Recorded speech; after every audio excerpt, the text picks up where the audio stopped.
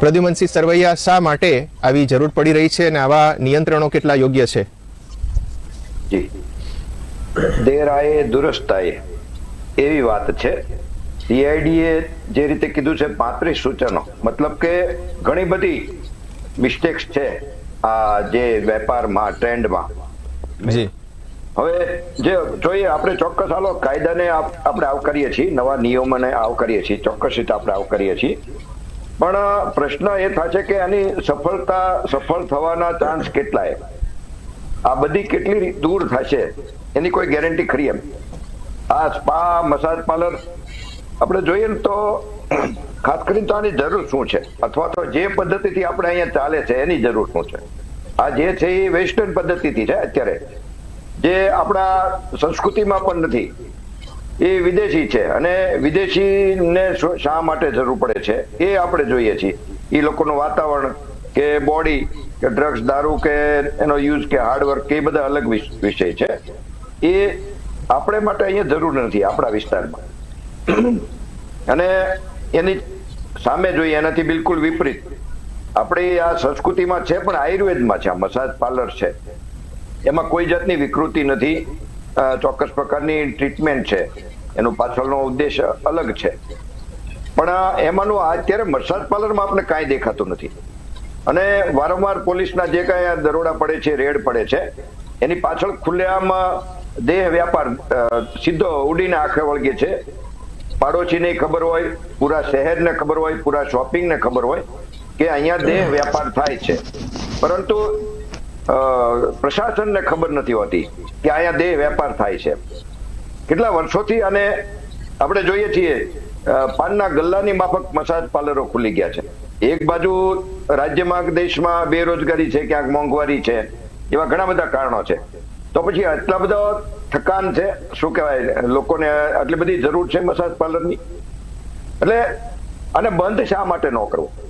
એક બાજુ તમે દારૂને જે રીતે હેલ્થ માટેની પરમિટ આપો છો, પણ છતાંય તે દારૂના આપણે લઠ્ઠાકાંડ થાય છે, પછી ડુપ્લિકેટ દારૂઓ મળે છે. એવું જ તે હુક્કાબારમાં હતું, જે રાતોરાત બંધ કરવામાં આવ્યા હતા, કેમ કે એની પાછળ જે ડ્રગ્સનો ઉપયોગ થતો હતો હુક્કાબારમાં, તો એને રાતોરાત બંધ કરવામાં આવ્યા. દારૂમાં તો આપણે બંધી છે, ભલે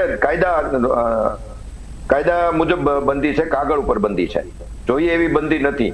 હવે આમાં તમે નિયમો નવા લાવશો, એમાં સફળતા મળવાના ચાન્સીસ કેટલા? એ તો હવે સત્તા સ્થાને જે છે એ. બાકી એને બંધ શા માટે ન કરવો? એને બંધ કરવાથી જે રાજ્યને શું નુકસાની છે?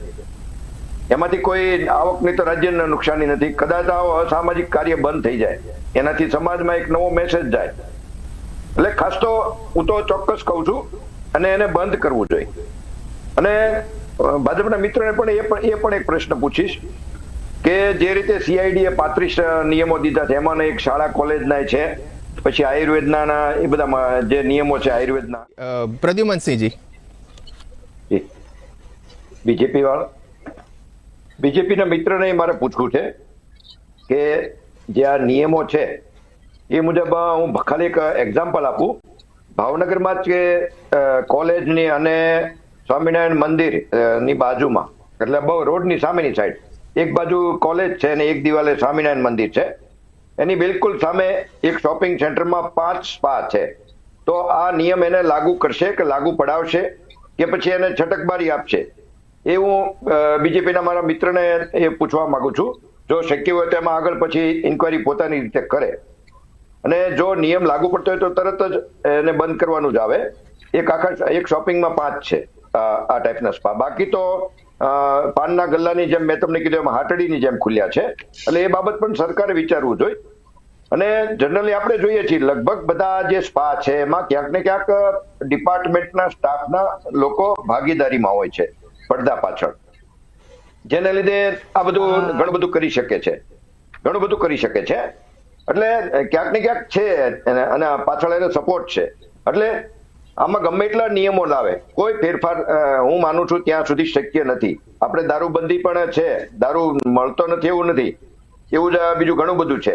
આ એમાંનું જ આ એક થઈ શકે. જો આને બિલકુલ બંધ કરે તો થાય, અથવા તો મોટી હોટલોમાં જે છે મોટી મોટી હોટલો, એમાં આયુર્વેદ બેઝ ઉપર જો આ પ્રકારના સ્પાનું જો મંજૂરી આપે, ગમે તે ખુલ્લા કોમર્શિયલ બેઝમાં બધે ન આપે, તો કદાચ થોડી ઘણી બ્રેક લાગી શકે.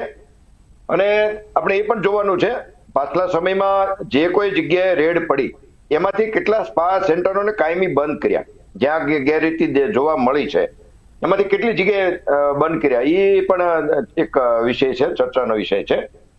અને બીજી બાજુ આપણે જોઈએ છીએ આમાં સ્પામાં આપણે વિદેશી મહિલાઓ હોય છે, ગર્લ્સ હોય છે, પછી પૂર્વોત્તરના રાજ્યોમાંથી આવે છે આપણે ગર્લ્સ, કેમ કે એનું કારણ છે ત્યાંની ગરીબી. અને અહીંયા આપણે આ રીતના બધીને આપણે દૂષણને આપણે અહીંયા આવકાર્યું છે કે આપણે એને લાયસન્સ આપ્યું છે અને એને લીધે અહીંયા આવે છે. બાકી જે સંસ્કૃતિ મુજબ જોઈએ તો આ સાઉથની આ છે આયુર્વેદ ને બધું જે કઈ સંશોધન છે સાઉથના છે, અને ત્યાં સાઉથમાં જે વેલ ટ્રેન્ડ લોકો છે આના વિશે જાણકારો, પરંતુ સાઉથના આપણે અહીંયા નથી આવતા. ક્યાંક ને ક્યાંક બેને કીધું એમાં આપણે સ્કિનના જે આપણે એ નથી માનતા, પણ એક આપણી એક માનસિકતા છે ગોરી સ્કિન ને થોડીક શ્યામ સ્કિનની, અને એ બધા પણ કારણો છે આમાં. પણ મૂળભૂત કારણ તો જે દેહ વ્યાપાર અને એમાંય સરકારનો ખુલ્લે આમ ગણીએ તો એનું આમાં અંદર એનું જો પરમિશન હોય એવું દેખાય છે. અને બીજું કહું, જો આટલા નિયમો છે તો ગ્રાહક પોતે ત્યાં એકાદું કપડું તો પહેરેલું હોય છે એવી વાત છે જે નિયમ મુજબ, તો પછી જે મસાજ રૂમ છે એમાં સીસીટીવી શા માટે ગોઠવવો નહીં? રૂમની અંદર સીસીટીવી રાખો, રેકોર્ડમાં કામ લાગે જો જેન્યુઅન હશે તો. એટલે આખી ખોટી વાત હશે તો ત્યાં અટકી જશે, ખોટો માણસ ત્યાં જશે નહીં, બાકી રિયલ માણસ હશે તો જશે. પણ એ સરકારમાં જો એનો ઈરાદો પહેલા તો નિયમમાં પહેલો ચોખ્ખો હોય. હાજી વિશ્લેષક પ્રદ્યુમનસિંહ, ક્લોઝિંગ રિમાર્ક, પછી હું સાગરભાઈ આપની પાસે આવીશ. જી, આપણા ભાજપના મિત્રે કીધું દાદાની સરકાર, એટલે દાદાની સરકારે આ ગેરકાયદેસર પ્રવૃત્તિ અને આ સમાજ વિરોધી જે પ્રવૃત્તિ છે એ ખરેખર બંધ કરવાની જરૂર. એટલે એમાં દાદાગીરી, કાયદાકીય દાદાગીરી દાદા વાપરે એવી સમાજ આશા રાખે છે. અને ખાસ કરીને આવા નિયમો ને બધું લાવવા કરતા જે રીતે બેન કે છે એમ હું પણ એમની સાથે સહમત છું કે આ પ્રકારનો વ્યવસાય બિલકુલ પ્રતિબંધિત કરવો જોઈએ. આની કોઈ સમાજને આપણે જરૂર નથી. હાજી.